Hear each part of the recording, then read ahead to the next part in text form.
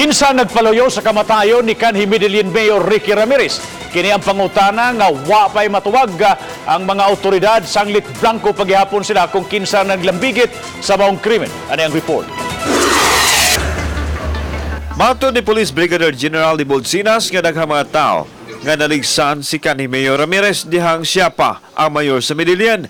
Lakip na nini ang mga tao nga namatay sa kamot sa mayor. Usa lang kini sa gitan-aw sa kapulisan nga posibleng motibo sa krimen ang panimalos. If you check the background of the ex-mayor, as we dig deeper, he was involved sa mga drugs, drug user, naghan po siya namatay, gipampatay ng mga tao accordingly, di ba? Then until he was arrested. So we're checking na, kasi since nadakpan siya at sa file sa iyang mga kaso, huwag siya nakasulot og jail. Di ba? He was on that hospital na which he also owned. Diba? Which is self-serving. Accordingly, for some medical reasons. Siguro, we are checking na basig maraming nang nalumoral o na-disgruntled dito, nga nawa niya siya dito, gitimingan siya. Now, we just don't know. But we are looking on that angle. Apil sa susiyon sa mga otoridad, ang personal nga relasyon sa kanhi mayor sama sa love triangle sanglit anaman kini gikarelasyon.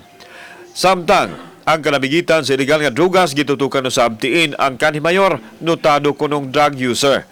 Isip ti gamitan og drugas hayang gigamit nini ang gahom pagpanalipod sa mga drug trader matod sa kapulisan. Because as a mayor, as the big user ka, if you do not protect your source, di ba, makakuha. And to maintain your supply of shabu. Gidugang ni Sinas nga unta kun dito sa jail facility si Ramirez, dili kuno siya makuot sa mga kriminal. Apan ana kini sa tambalanan nga dili hugot ang seguridad ug dili haom mubantay sa usa ka high-risk inmate sama ni Ramirez. Kauban si John Solon, ako si Alan Domingo. Balitang Bisdak.